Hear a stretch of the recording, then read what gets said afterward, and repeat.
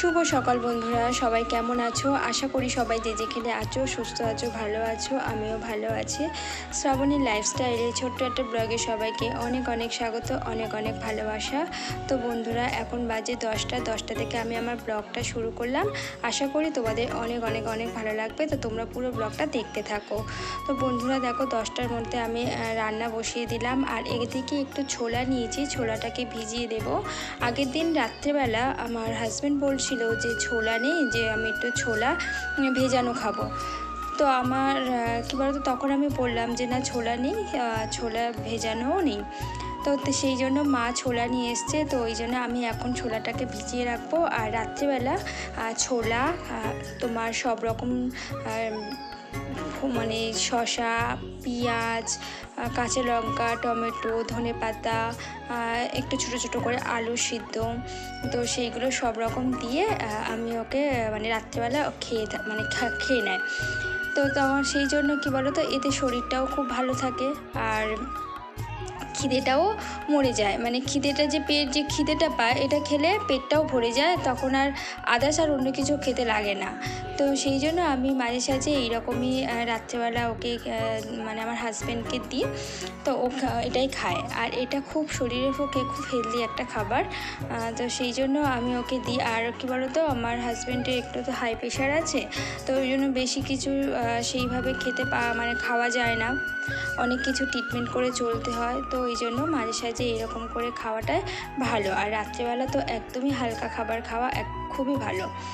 তো এদিকে দেখো বন্ধুরা, আমি ডিপ ফ্রিজের মাছগুলো কখন বার করে রেখেছি, আর মাছগুলো এখনও পর্যন্ত বরফ কাটেনি। তো আমি আবার জল দিয়ে ভালো করে তারপরে বরফগুলোকে কাটালাম। তো একে একে মাছগুলো তুলে নেব। আর এদিকে মাছের মাথাটা আমি রেখে দেবো, কারণ এই মাছের মাথাটা আমি তার পরের দিন, মানে তার কী বলো তো, সোমবার তো পুজো, জন্মাষ্টমী পুজো, তো সোমবার তো আর করা যাবে না, আর মঙ্গলবার দিন মার নিরামিষ, মঙ্গলবার দিনও করা যাবে না। সেই বুধবার এই মাছের মাথাটা রান্না করতে হবে। কিন্তু কি জানি না কেমন থাকবে, ভালো থাকবে কি কেমন হয়ে যাবে। কিন্তু এই কন্টেনারে আমি দেখেছি মাছ রাখলে খুব খুব ভালো থাকে। এক সপ্তাহ ধরে এই কন্টেনারে মাছ রাখলে মাছের টেস্ট এবং মাছ দুটোই খুব ভালো থাকে। তো যাই হোক বন্ধুরা, এরকম কন্টেনারে তোমরাও ব্যবহার করবে, আর করে আমাকে কমেন্টে জানাবে যে আমি কথাটা সত্যি বললাম কি মিথ্যে বললাম। আর এদিকে দেখো, আমার ছেলে যে দুধ খায়, যে দুধের বোতলটা আমি একটু ফুটিয়ে নিলাম। আর এই ফ্লাক্সে আমি দুধ রাখি রাত্রেবেলা, কারণ ও রাত্রে না 2-3বার উঠে দুধ আমাকে মানে চাইবে। সেই জন্যই ফ্লাক্সে করে দুধ রেখে দিই, দুধটা গরম থাকে আর ওকে খেতে দিই, কারণ ঠান্ডা দুধ খেলে আবার ঠান্ডা লেগে যেতে পারে। তো সেই জন্য এই ফ্লাক্সে করে দুধ রাখি। এদিকে দেখো, আমি তরকারিটা করে নেব। তো তার আগে আমি মাছটা তো ভেজে নেব। আর আজকের আকাশটা একটু মেঘলা মেঘলা করে আছে, কিন্তু হালকা একটু রোদ দিয়েছে। তো জামা কাপড়গুলো আমি ভাবলাম যে একটু যদি এই রোদে মেলে দেওয়া যায় তাহলে একটু টেনে যাবে। তো আমি জামা কাপড়গুলো আবার একটু মেলে দিলাম রান্না করতে করতে।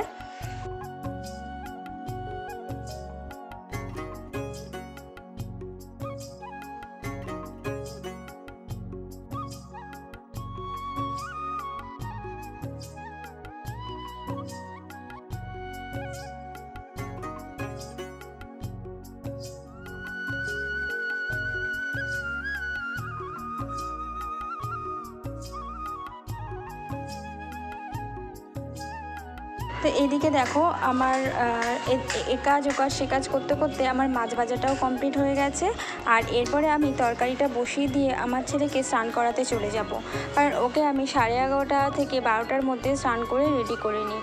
তো ওকে আমি স্নান টান করিয়ে দিয়েছি, দিয়ে দেখো ওকে আমি একটু মাথাটা আঁচড়ে দিচ্ছি। আর ও মাথাটা কিছুতেই আঁচড়াবে না, কারণ ও আমার উপরে খুব প্রচণ্ড রেগে গেছে। তো সেই জন্য ও মাথা কিছুতেই আঁচড়াবে না। তো যাই হোক বন্ধুরা, আমি ওর মাথাটা আঁচড়ে দেবো ভালো করে। এদিকে আমি তরকারিটা চাপিয়ে দিয়েছি হওয়ার জন্য। তো আমার এদিকে কাজ করতে করতে আমার তরকারিটাও কমপ্লিট হয়ে গেছে।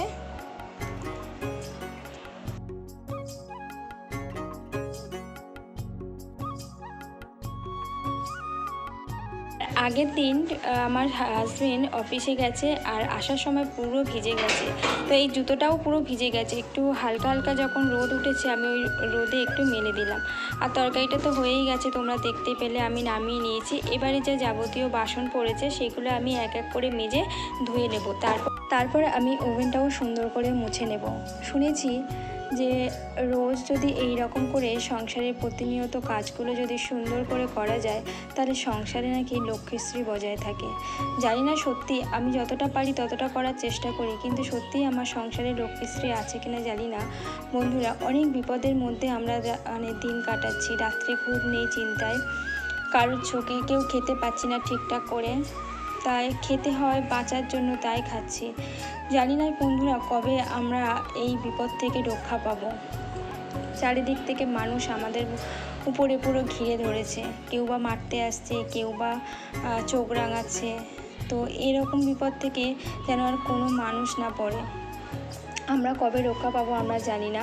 তো তোমরা আমাকে একটু সাপোর্ট করো, একটু আমার মনের শক্তি জুগিয়েও, যাতে তোমাদের সাপোর্টে, তোমাদের ভালোবাসায় আমরা যেন এই বিপদটাকে কাটিয়ে উঠতে পারি।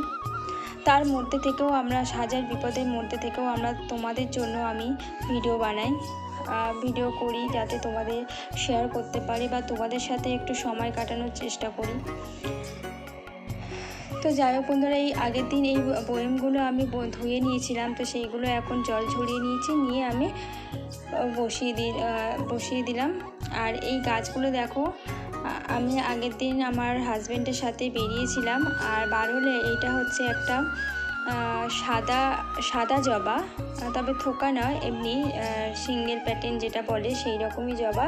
তো আমি এর কিছু ডাল কেটে নিচ্ছি, আর একটা ডাল আমি মাটিতে বসাবো, আর দুটো ডাল আমি জলের মধ্যে দেবো। শুনেছি নাকি জলের মধ্যে খুব তাড়াতাড়ি মানে শিকড় ছাড়ে, তো সেই জন্য আমি জলের মধ্যে দিয়ে দেবো। আমি দেখতে চাই যে সত্যি এটা তাড়াতাড়ি শিকড় ছাড়ে কিনা। তোমরাও যদি জানো তাহলে আমাকে কমেন্টে জানিও যে জলের শিকড় ছাড়ে কিনা। এটাও আমি জলে রাখবো, দেখবো যে এটাও জলের শিকড় ছাড়ে কিনা। আর একটা গাছ আমি মাটিতে দেব, আর আমার কাছে বালি খুব নেই, সেই জন্য আমি বালিতে দেব না, মাটিতেই বসাবো। কিন্তু কি বলো তো বন্ধুরা, মাটিতে সব থেকে যদি আমি এই ডালগুলো আমার নিচের মাটিতে বসিয়ে দিই তাহলে হয়তো বাঁচবে, কিন্তু এই ডালগুলো আমি বসিয়েছি, পাতাগুলো মানে কেমন যেন মরে গেছে, জানি না এই ডালগুলো শিকড় ছাড়বে কিনা। তো যাই হোক, এটাও আমি সাইডে বসিয়ে দিলাম, দেখা যাক কি হয়। হলে তো অবশ্যই তোমাদেরকে শেয়ার করব, না হলেও তোমাদের সাথে শেয়ার করব। আর এগুলো হচ্ছে বেল ফুল, এর ডালও আমি কিছুটা নিয়ে নিয়েছি, নিয়ে এর ডালও আমি এই টবের মধ্যে মাটিতে বসিয়ে দিলাম।